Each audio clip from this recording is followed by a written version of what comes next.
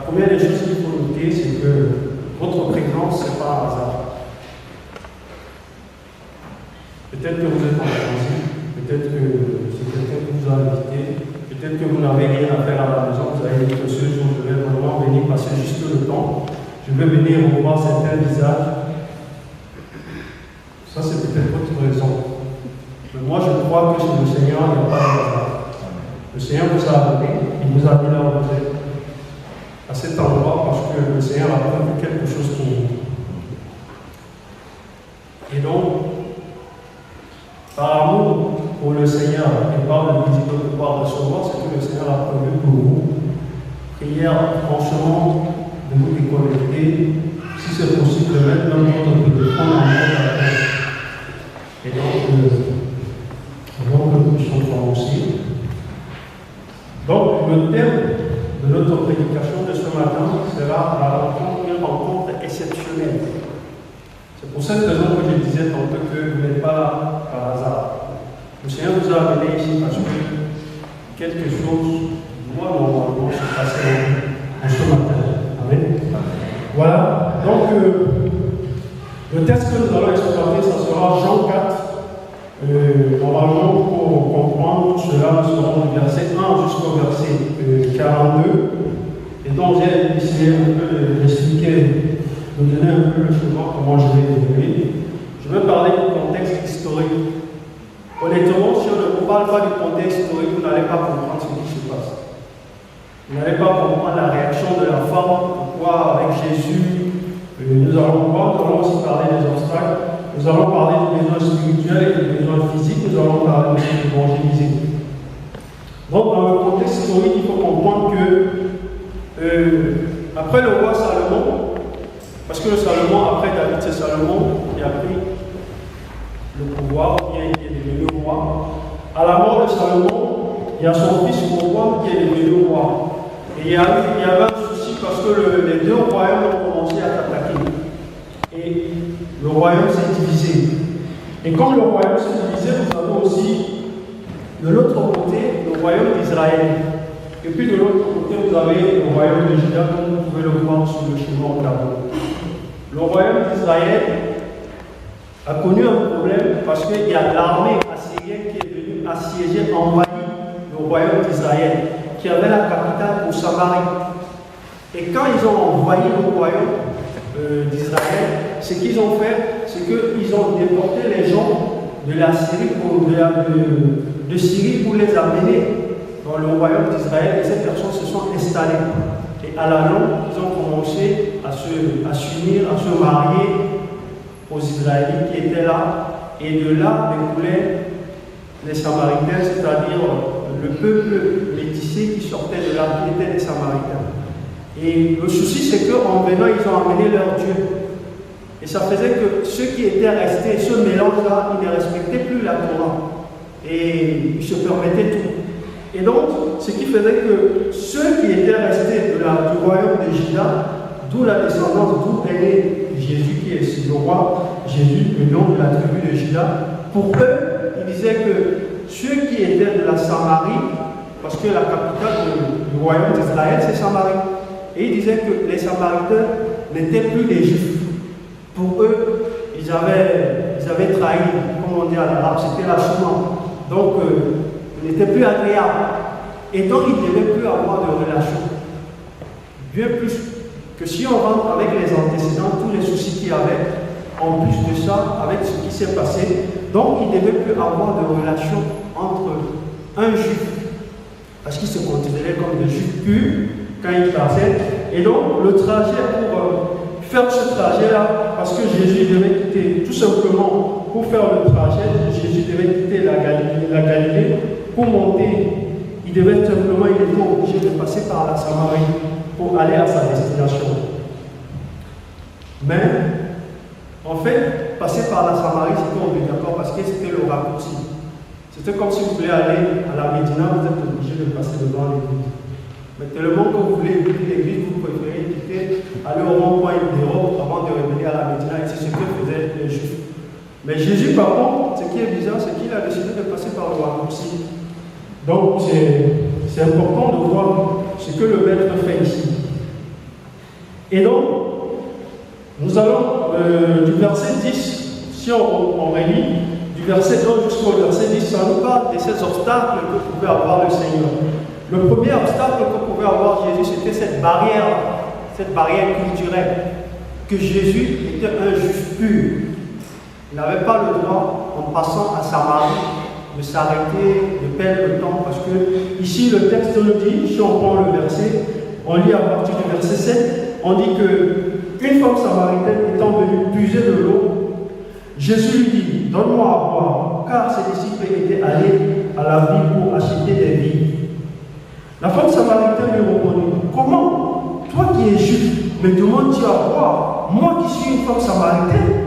Car les juifs n'ont point de communication avec les samaritains. Donc c'était déjà un blocage. Même la femme, elle était étonnée. Elle dit, merde, ce mec il est piloté. Comment ça va? Tu peux te permettre, tu as le luxe de venir me demander, tu es déjà samaritain, déjà ce blocage pour la femme, c'est ça. Et donc, c'était déjà la première barrière. Et la deuxième, c'était la mauvaise réputation de la femme. Les juifs, ils sont sceptiques. Eux, ne badinent pas avec ça. Imaginez la réputation de la femme. La femme, si vous lisez bien l'histoire, on dit que c'est une femme qui a 5 maris. Si vous relisez l'histoire, on dit que la femme, dans le verset 6, on dit que la femme, on nous parle de la femme qui venait au puits environ midi. 12 heures parce que dans la journée, vers 8h, 10h, l'heure où toutes les femmes du village étaient au puits, elles ne pouvaient pas venir parce qu'il y avait ce regard sur elle. Elle était rejetée, il y avait la honte, elle était critiquée, donc elle était la honte de la société. Et il fallait attendre 12 heures quand d'autres femmes à la maison s'occupaient du foyer, de leur mari, des enfants, pour venir en catimini au puits, venir puiser de l'eau pour se ravitailler. Et donc Jésus, en tant qu'un bon juif, il ne pouvait pas perdre son temps avec cette femme. C'était la deuxième barrière, la réputation de la femme et le lieu. Imaginez-vous, au puits c'est un lieu public, tout le monde vient se ravitailler. C'est comme une fontaine en notre temps. Jésus, un chef religieux spirituel, en train de parler à une prostituée, une femme qui a une vie sale, devant un puits où tout le monde peut voir. Imaginez-vous le scandale qui est ici. Il dit, ah, est-ce que lui là, c'est un bon maître? Donc, il y avait, c'est cette troisième barrière que Jésus a dit. Et c'est important de comprendre. Ici, nous comprenons que c'est très important. Jésus a surmonté ces barrières. C'est compliqué. C'est très compliqué. Même dans nos pays, il y a ces barrières. Si vous êtes ivoirien, vous êtes de Bamako, c'est compliqué de parler de l'évangile à celui de Ouattara. Je sais que c'est là-bas, c'est compliqué. Si vous êtes en Centrafrique, c'est compliqué d'aller parler à un musulman de Jésus. C'est vraiment compliqué. Et on vit ça tous les jours. Mais qu'est-ce que Jésus a fait? Jésus a transcendé. Il a surmonté tout ça. Ça veut lui dire qu'on peut parler, on peut évangéliser, peu importe le contexte, peu importe les personnes. On doit tout surmonter. On ne doit pas se focaliser sur l'apparence. On ne doit pas se focaliser sur le passé de la personne. On ne doit pas seulement se focaliser sur ce que peut représenter la personne dans la société. Souvent, quand c'est un PDG, quand c'est un DG, on tremble. On dit, bon, je pense que lui n'a pas besoin de Jésus. Non. Et c'est très important de comprendre que il faut savoir profiter des occasions que le Seigneur nous donne. Et ici, nous allons voir aussi les besoins physiques. Les besoins physiques, à partir du verset 1, le verset 1 nous parle des besoins physiques. Écoutez ce que la femme dit. À partir du verset 1, on dit, la femme lui dit, Seigneur, tu n'as rien pour puiser, et le puits est profond. D'où auras-tu donc cette eau vive? Es-tu plus grand que Jacob, notre père, qui nous a donné ce puits et qui en a bu lui-même, ainsi que ses fils et ses troupeaux? Jésus lui répondit, quiconque boira de cette eau aura soif, mais celui qui boira de l'eau que je lui donnerai n'aura plus jamais soif. Mais l'eau que je lui donnerai deviendra en lui une source d'eau qui jaillira pour la vie éternelle. La femme lui dit, Seigneur, donne-moi de cette eau afin que je n'ai plus soif. Vous entendez ce qu'elle dit? Elle dit, ah! Apparemment, toi tu as une bonne solution. Allons-y, donne-moi de cette eau. Comme ça, je n'aurai plus soif. Donc, c'est ce que Jésus explique. Et donc, on comprend que le besoin physique, c'est que la femme devait s'élever tous les jours pour aller puiser de l'eau. Ça, c'est le premier. Deuxièmement, la femme, elle a soif. Comme tout le monde, le corps réclame de quoi on a besoin de prendre de l'eau pour satisfaire notre soif. Et en plus, elle va attendre midi tous les jours. Elle doit quitter quand le soleil est au zénith à 12h ou 13h pour aller au but. Elle faisait beaucoup d'efforts physiques parce qu'il y a un trajet à parcourir. Et il fallait aussi affronter le regard des gens. Donc vous voyez ces efforts-là. Et quand Jésus parlait de l'eau, pour elle c'était déjà une solution. On n'aura plus à venir puiser de l'eau tous les jours. Jésus allait installer un programme qui allait satisfaire sa soif tous les jours. Donc elle n'aura plus besoin de se déplacer. Elle va éviter le regard des autres. Peut-être en passant, une femme veut sortir juste pour guetter, elle va la voir et puis ça sera le sujet, le commérage. Elle allait éviter tout ça. En fait, si on voit, on essaie d'appliquer à notre temps. Souvent quand on vient au Seigneur, on veut que le Seigneur arrange nos problèmes rapidement, les problèmes physiques. Quand on parle de Jésus, tu restes là, tu viens, tu dis, ah, si là, je suis que si je sais que Jésus va me donner une bonne femme. Parce que tu as un problème de mariage, c'est un problème physique. Quand on parle de Jésus, tu vois Jésus qui va te donner un enfant. Parce que dans ton foyer, tu as un souci d'enfant. Quand on te parle de Jésus, tu vois Jésus qui va te donner un boulot. Oui. Quand on te parle de Jésus, tu vois seulement, ah, il y a un problème de santé, donc Jésus va guérir ça. Tu as un problème physique, il va guérir ça.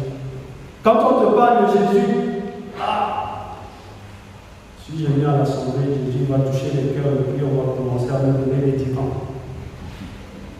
Ou bien quand toi tu vas parler de Jésus, c'est ce que tu présentes aux autres. Tu présentes Jésus comme une solution physique. Tu dis que, ah, si tu acceptes Jésus, mon frère, moi je ne souffrirai jamais. Je ne manquerai de rien. C'est écrit où dans la Bible, c'est chanson. Vous avez un verset qui dit ça. Et moi je peux vous donner les versets où la Bible parle de l'épreuve. Est-ce que vous avez un verset qui vous dit que si vous acceptez Jésus, la galère? Mais pourquoi est-ce qu'on va parler du royaume des cieux alors? Pourquoi on parle d'aller au paradis, habiter? Vous arrivez à Apocalypse 19 alors? Le repas avec les loups. Pourquoi on va parler de ça? Pourquoi est-ce qu'on va parler de ça? Parce que si on vous parle comme ça, c'est pour tuer votre espérance. On vous fait miroiter le monde présent. On vous dit que Jésus, et c'est ce que la femme attendait du Seigneur. Elle dit que, ah, moi je ne viendrai plus au but. Je ne viendrai plus puiser de l'eau. Le problème spirituel, vous allez m'excuser là parce qu'il y a un problème spirituel. Donc le problème spirituel, il y avait la femme. Jésus parlait à la femme parce que Jésus avait un regard. Jésus lui dit, va appeler ton mari et viens ici. La femme lui répondit, je ne point de mari. Jésus lui dit, tu as fort bien dit, je ne point de mari, car tu as 5 maris, et celui que tu as maintenant n'est pas ton mari. Tu as dit vrai dans cela. Et la femme lui dit, Seigneur, ah, je vois que tu es un prophète. Vous voyez, la femme, l'âme de la femme avait soif. Quand Jésus vient, ce n'est pas le problème physique qui intéresse Jésus. Il commence d'abord très loin. Il va en profondeur. l'homme n'est pas seulement physique. La Bible nous dit que nous sommes esprit, âme et corps. Mais nous voyons que Jésus a compris que la femme, il y avait un besoin physique, spirituel. L'âme de la femme avait soif. Donc, il fallait résoudre ce problème-là. L'âme de la femme, elle était blessée. Parce que c'était les sièges des émotions et tout ça. Je vous dis, elle a eu ce mari. Chaque mari qui est passé a laissé une blessure. Chaque mari qui est passé a laissé une blessure, a laissé ses empreintes. Chaque copain qui passe, il laisse ses empreintes. Et tu définis l'homme par rapport aux blessures que tu as accumulées. Tu définis la femme par rapport aux blessures. Quand tu entres dans une relation, ça se casse, il y a une blessure, l'âme est blessée. Tu sors de là avec une blessure. Tu entres dans une autre relation avec une blessure. Et la femme a eu 5 maris. Regardez ce qu'elle dit au Seigneur. Le 5e homme n'est pas considéré comme un mari pour elle. Je n'ai pas de mari. Le gars qui a la maison, lui, c'est hors sujet. C'est un perdant. C'est pas moi qui le dis. Amen. Il dit que le gars qui est là-bas, c'est pas un mari. Le fiancé qui est au pays là-bas, il n'est pas un fiancé, donc on peut faire quelque chose ici. Le gars qui a là, il est loin, on peut faire quelque chose ici. C'est le blessure. Imaginez-vous donc, quand on n'a pas Jésus, combien de fois le diable nous a blessés? La société, elle vivait en rejet. Elle avait un vide à combler. Elle avait un manque d'amour. Comme ça, si elle a touché un enfant, elle a un enfant garçon, le petit va ramasser que des coups. Parce qu'il va voir, le petit va seulement supporter les problèmes que les 5 maris ont posés. Et c'est comme ça. Quand tu viens, toi tu vois que la femme, Jésus a dit non, je vais d'abord réparer l'intérieur. Avant de te donner une femme ou bien un mari, il faut réparer. Il faut que l'image que tu as de l'homme va changer, il va réparer, il va nettoyer, il va guérir la blessure. Et c'est ce que le Seigneur fait avec la femme. Quand le Seigneur parle de l'eau pour la femme, c'était le besoin physique. Et c'est ce que l'erreur que nous faisons, c'est ça. J'accepte le Seigneur pour résoudre le problème physique.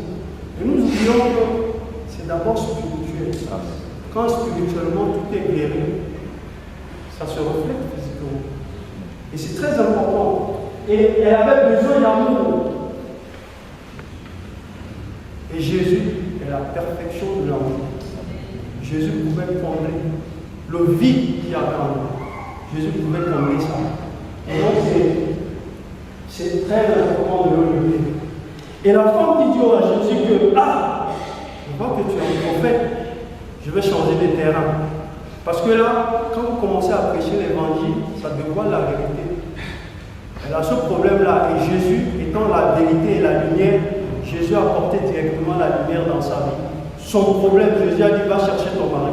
Si vous essayez de comparer, pour quelle raison la femme devait aller chercher son mari? On devait discuter. Est-ce qu'elle a besoin de célébrer un mariage pour amener son mari? Jésus représentait quelle autorité? Parce que c'était le problème de l'âme de la femme avait un problème. Et Jésus a posé cette question exprès pour montrer à la femme que non, ton problème, ce n'est pas physique, ton problème est spirituel. Et donc nous voyons la femme qui dit à mon Seigneur que mais bon, moi je vois que tu es un prophète, donc je vais changer les questions. Au verset 20, il dit, mais nos pères ont adoré sur cette montagne, et vous dites que le lieu où il faut adorer est à Jérusalem. Jésus lui dit, femme, crois-moi, le temps vient que vous adorez. Il dit, femme, crois-moi, le temps vient que vous adorerez plus le Père, ni sur cette montagne, ni à Jérusalem. Vous adorez ce que vous ne connaissez pas. Pour nous, nous adorons ce que nous connaissons, car le salut vient des Juifs. Elle a dit à Jésus. Pourquoi je vous ai parlé du contexte historique? Il y avait Jérusalem, il y avait Samarie. Et le temple que Dieu a demandé était à Jérusalem. Et les Samaritains, parce qu'ils étaient des descendants, ils étaient un peuple métissé, ils ont fait aussi un temple à Samarie aussi. Et donc il y avait les deux temples. Et la femme avait ce problème-là. Quand Jésus a détecté le besoin spirituel spirituel de l'homme qu'il fallait guérir. Il y avait un autre problème religieux. La femme dit que bon, c'est bon, on laisse ce côté-là. Mais attends, toi tu es juif, et vous vous dites que si on ne va pas à Jérusalem, le culte qu'on fait, c'est à côté. C'est ce que nous faisons aussi. Ah, toi tu es pentecôtiste, chez nous là, il y a le Saint-Esprit, quand nous on prie, c'est riche. Ah, les catholiques sont maudits. Ah, ceux-ci sont mauvais. Oh, ceci. Et Jésus, en tant qu'un très bon pédagogue, il observe par contre, il dit à la fois que j'aime vraiment la pédagogie de Jésus. Il ne se laisse pas entraîner dans la distraction. Il a un objectif. Peu importe le terrain, il va sur ton terrain, il règle le problème et il te ramène sur son terrain. Amen. Oui. Jésus lui dit, il y a un temps, et le temps c'est maintenant, où à Jérusalem, on n'aura plus besoin d'aller. Où il faut aller faire un pèlerinage à Israël pour être sanctifié là, non, tu n'as plus besoin. Il dit les vrais amours. Il veut dire à la femme que l'heure est arrivée. Il faut développer une communion et une relation avec le Seigneur. Amen. Parce que Dieu est esprit. Il n'y a pas un lieu spécifique pour être en communion avec Dieu. Que ce soit dans ta chambre, que ce soit pendant le voyage, que ce soit quelque part où tu es coincé, tu développes une relation avec le Seigneur. Peu importe le lieu, tu peux communiquer avec ton Seigneur. C'est ce que Jésus était en train de dire à la femme. Et il dit, écoute, le salut vient des Juifs. Il voulait tout simplement dire à la femme que le Messie que Dieu a promis, il viendra, en fait, il viendra d'Israël, du royaume et de la tribu des Judas, et c'est bon. C'est tout ce que Jésus est en train d'expliquer. Jésus est en train de faire comprendre cela à la femme. Et c'est très important.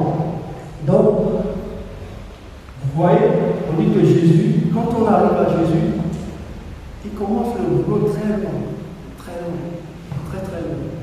Aujourd'hui, vous pouvez aller parler des gens, vous commencez à parler, vous allez présenter Jésus, le gars te dit que tu es de quelle église. Tu restes comme toi, tu réfléchis. Moi, je suis de l'œil, là-bas, ils sont calés, donc tu vois la grande église. Non, présente Jésus. Amen. Présente le roi. Quand la femme a parlé, Jésus n'a pas dit que nous, en Jérusalem, Jésus n'avait pas rappelé l'histoire que David, Salomon a construit. Jésus n'avait pas besoin de l'histoire. Il a dit non, en tant que présent, ton esprit doit se connecter au Père. Tu dois être connecté au vrai Père. Et donc c'est important de se connecter au Père. Et donc c'est ce que Jésus faisait. Et il y avait, on a cité les besoins spirituels. Donc nous allons voir les besoins spirituels que nous avons cités. Et la solution, nous avons dit il y a des versets que la Bible nous explique clairement, c'est ce que j'ai dit. Il dit si quelqu'un a soif, qu'il vienne à moi et qu'il boive, celui qui croit en moi, des eaux vives couleront de son sein. C'est ce que le Seigneur a dit. Et c'est clair, et si vous prenez le verset, l'eau vive dont parlait le Seigneur, donc l'eau vive dont parlait le Seigneur, c'était ça. Et dans Jérémie 17, 13, il dit toi qui as l'espérance d'Israël, ô Éternel, tous ceux qui t'abandonneront seront confus, et ceux qui se détourneront de moi seront inscrits sur la terre, car ils abandonnent la source de vie éternelle. Donc c'est important de comprendre que l'Éternel est cette source de vie. Quand on prend le verset à partir du verset 35, ça nous parle d'évangéliser.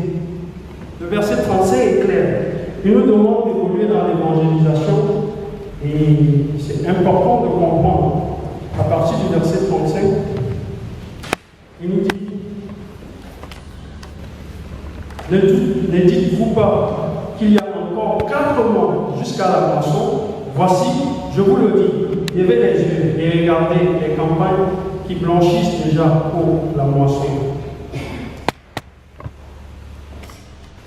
Celui qui moissonne reçoit un salaire et recueille du fruit pour la vie éternelle, afin que celui qui sème se se réjouissent avec lui, avec celui qui moissonne. Car en ceci, cette parole est vraie. Autre est le semeur et autre est le moissonneur. Je vous ai envoyé moissonner où vous n'avez pas travaillé.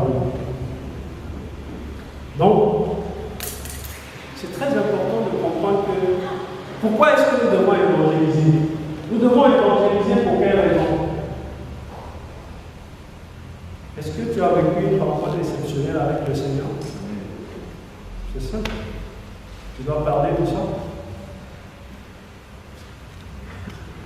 Parler de ce que tu as vécu avec le Seigneur. Pour accomplir la volonté de Dieu. Et Jésus pouvait dire ici, ma nourriture, c'est de faire quoi? Il dit, ma nourriture, c'est la volonté de Dieu. Quand les disciples sont revenus, il dit, mais, c'est bon. Il y a de la sardine, il y a du pain, il faut manger. Ils ont dit, non, moi j'ai déjà mangé. Parce que Jésus leur disait que mon âme sera rassasiée, parce que ma mission c'était de présenter le royaume des cieux. Et j'ai eu la grâce de le faire, de présenter le royaume des cieux à la fin. C'était ça. Jésus disait que spirituellement il était nourri. Donc c'était ce que Jésus disait. Présenter Christ aux autres. Gagner des âmes pour Christ. Parce que nous sommes des ambassadeurs de Christ. Quand tu es un chrétien, tu es un ambassadeur. Imaginez-vous que vous arrivez dans votre ambassade, vous croisez l'ambassadeur ou bien un diplomate,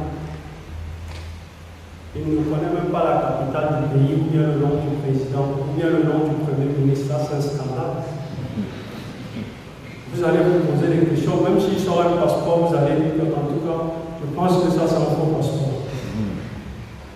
Parce qu'il représente le pays.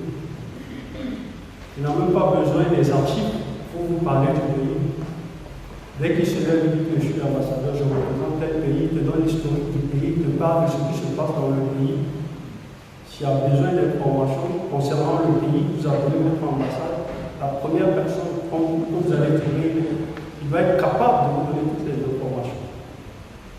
Est-ce que nous sommes vraiment des ambassadeurs de Christ? Du royaume des cieux. Quel est le royaume que nous représentons? Qui est-ce que nous présentons? Donc c'est très important de comprendre. Comme cette femme, elle était sous l'emprise, elle avait des problèmes. Nous avons l'autorité, Dieu nous a donné l'autorité de parler de lui pour libérer les captifs, pour guérir les blessures, pour restaurer les vies, pour réconcilier, il dit le ministère de la réconciliation. Ce ministère que tu as, tout chrétien, sans exception, quand tu acceptes Jésus, tu as ce ministère-là. Dieu te donne le Saint-Esprit automatiquement. Il atteste ce ministère. Tu dois réconcilier le monde avec lui. Parce que tu as connu ce que c'était la réconciliation. Donc c'est très important. Et si on ne parle pas de Jésus aux autres, bien aimés, on va nous traîner au tribunal de Christ. Parce que ça sera une non-assistance à personne en danger.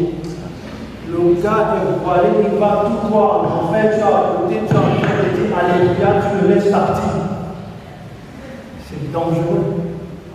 On peut rigoler, mais il faudrait prendre conscience de cela. Il y a la loi du monde. Quand on interprète la loi du monde, nous sommes condamnables. Dans nos familles, dans tous les grands. Donc, il dit, quand vous lisez 15-7, c'est la seule raison qui met la joie dans le ciel. Une personne gagnant en Christ, tout le royaume des cieux est dans la louange, l'adoration. Imaginez-vous, combien sont-ils ici? Si chacun met la joie dans le ciel, vous savez ce qui peut se passer.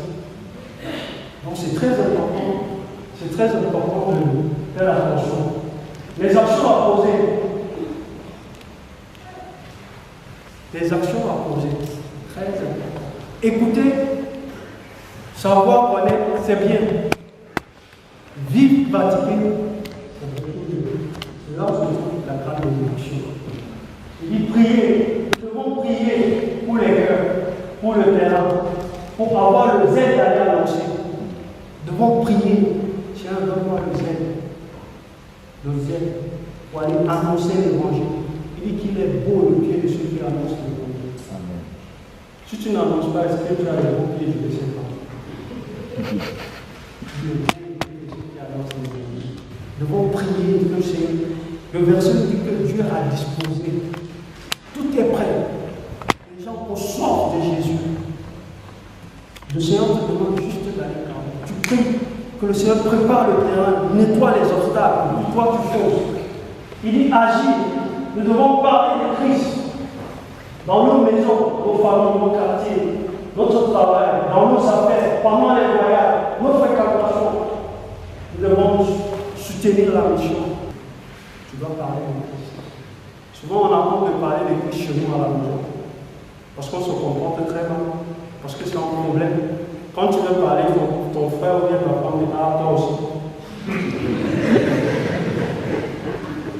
Et souvent, le diable passe par là pour nous intimider. Le premier plus grand service qu'on doit rendre à nos familles, c'est de les gagner en Christ. Parce que ceux qui ne gagnent pas, c'est un mort ambulant qui va là, un mort spirituel. Physiquement, tu le vois, mais spirituellement, il est mort. Comment tu peux accepter que tu es vivant et voir ton frère mourir sous tes yeux? Souvent, quand quelqu'un est couché sur le lit à l'hôpital, on s'inquiète, on tremble. Mais on oublie que quand on ne lui présente pas Christ, c'est la même chose. Et donc, spirituellement, il est mort. On doit prendre conscience de ça. On a nos familles, on doit prier pour nos familles, on doit parler de l'évangile. Quand tu pasteur, toi aussi, maintenant toi tu es devenu pasteur. On a WhatsApp, on a Facebook, on a tout ça. Le Seigneur a tout mis à notre disposition. Comment nous exploitons cela? C'est très important de savoir comment nous utilisons cela. Au boulot. Et c'est important, c'est là que les moyens. Regardez ce que la femme a fait. Si vous réalisez, la femme samaritaine, ce qu'elle a fait, elle est venue.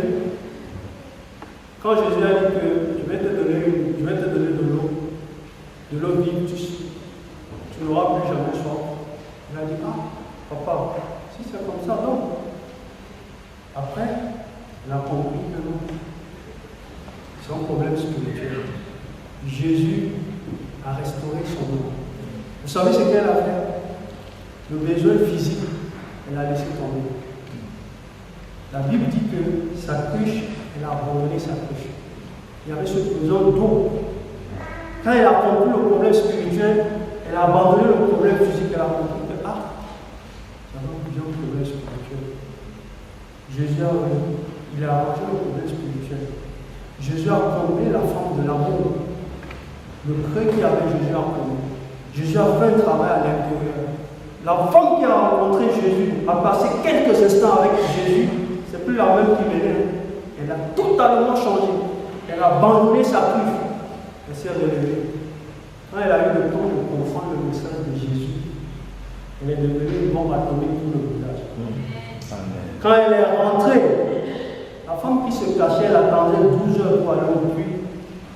Elle est revenue. Maison par maison, crier et crier.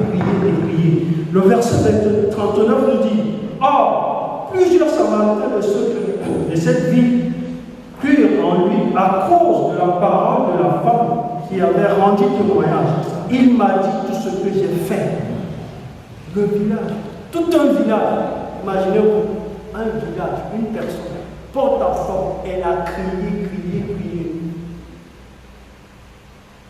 Quand on rencontre le Seigneur, la honte c'est quoi? C'est le diable qui utilise cette arme pour nous déstabiliser. Quand Dieu transforme notre vie, quand Dieu inonde notre vie de la soif et du zèle, vous ne pouvez pas contrôler une personne comme ça. Et donc c'est très important de voir ce que la femme a fait. C'est très important de voir ce que la femme a fait. Et ce que nous devons faire, nous avons aussi la possibilité de financer les missions. Tu as la possibilité de financer, de donner, acheter des livres. Les gens veulent sortir financer. Tu as un ministère qui est dans l'évangélisation, tu peux financer. Le plus souvent, c'est que quand on finance, on se couche à la maison, on dit que non, moi je finance, moi je prie. Non. Le Seigneur t'attend sur le terrain. Il faut agir, c'est très important. Il faut agir. J'ai en voiture, il dit faisons attention. Notre témoignage. Notre témoignage. Comment est-ce que nous vivons? Comment tu vis dans la société, chez toi, à la maison? Comment est-ce que tu vis dans ta famille? Si tu as un témoignage, c'est plus parlant. Ça impacte plus. C'est très important. Nous devons prendre l'initiative d'inviter les gens au culte, car le Saint-Esprit est capable de toucher les cœurs. Ce que la femme a fait, elle a témoigné. Elle ne s'est pas arrêtée là. Elle a dit venez voir. Elle a appelé tout le village. Elle dit venez voir. Elle dit venez voir. Elle dit venez voir. Les gens sont venus. Ils ont vu. Ils ont dit que maintenant tu témoignes. Tu témoignes pour faire une témoignage. On a une soirée d'évangélisation le 23. Soirée d'évangélisation ici. Tu as permission d'inviter les gens. Tu les invites, tu tires le gars, tu l'amènes, tu le déposes là, le Saint-Esprit s'occupe du reste. C'est ce que la femme a fait. Venez. Jésus. Ah, le gars est fort. Il dit venez. On a dit tellement que les paroles du Seigneur étaient bonnes, il a réparé les âmes, que les gars ont dit non, papa, reste 2 jours. Pardon, reste 2 jours. Parce que ce que tu dis là, ils n'ont jamais entendu parler du besoin spirituel. Mais quand Jésus est resté 2 jours, est-ce qu'on peut lire ce que le texte dit?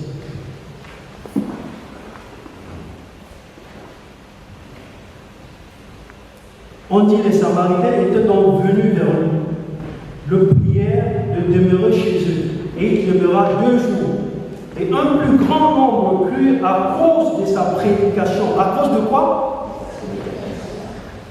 Jamais on n'a parlé comme c'était. Jésus, quand il parle, c'est la folie. Et il disait à la femme, ce n'est pas à cause de ton récit que nous croyons, car nous avons entendu nous-mêmes.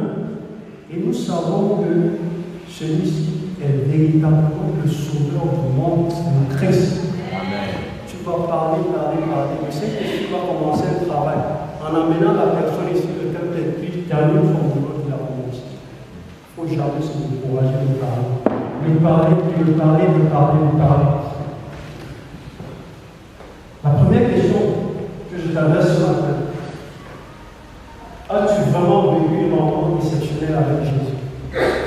Est-ce que tu as vécu une rencontre exceptionnelle avec Jésus? Essayez de réviser que ça tourne dans votre cerveau, ce que la femme a fait. Cette rencontre. Et réviser un peu le comportement de cette femme. Cette semaine, ce mois, depuis 2019, à combien de personnes as-tu raconté ou bien expliqué ou bien présenté cette rencontre exceptionnelle que tu as fait? Souvent, on attend des techniques, on attend vraiment pour être équipé. Ce que la femme a fait, c'est comme tu as soif, tu bois de l'eau. Tu as fait 1 semaine sans boire de l'eau, 2 semaines sans boire de l'eau. Tu connais la valeur de l'eau. Parce que quand on boit tous les jours, on boit l'eau, c'est facile. Quand tu fais 2 semaines, 1 semaine, tu bois sans boire de l'eau, tu connais la valeur de l'eau. Maintenant, quand tu bois de l'eau, tu bois. Après, tu fais 100 pas, tu tournes comme ça, quelqu'un te dit, mon frère, j'ai fait 4 jours sans boire. Parce que toi, tu as fait 2 semaines. Tu comprends, tu sais ce que veut dire avoir soif. Et c'est ça. C'est ce qui est arrivé à la femme. À qui as-tu présenté l'évangile? À qui as-tu présenté Christ? Donc c'est très important de le savoir. Regardez ce qu'on a dit. Comme la femme samaritaine, à combien de personnes as-tu déjà partagé ton témoignage? Donc on l'a dit. Oui, si tu l'as fait. Sinon, aujourd'hui, c'est l'occasion de bien aider. Est-ce que tu as réellement rencontré, fait cette expérience exceptionnelle avec le Christ? Tu as une blessure, tu as un problème, tu as un souci. Tu attendais Christ comme solution physique. La femme a fréquenté depuis des années, elle a fréquenté l'assemblée parce qu'elle allait à son assemblée, à sa mari là-bas. Mais elle n'a jamais parlé, elle n'a jamais entendu parler du besoin physique, du besoin spirituel. Tu peux fréquenter cette assemblée longtemps, mais spirituellement, tu bouges des oreilles.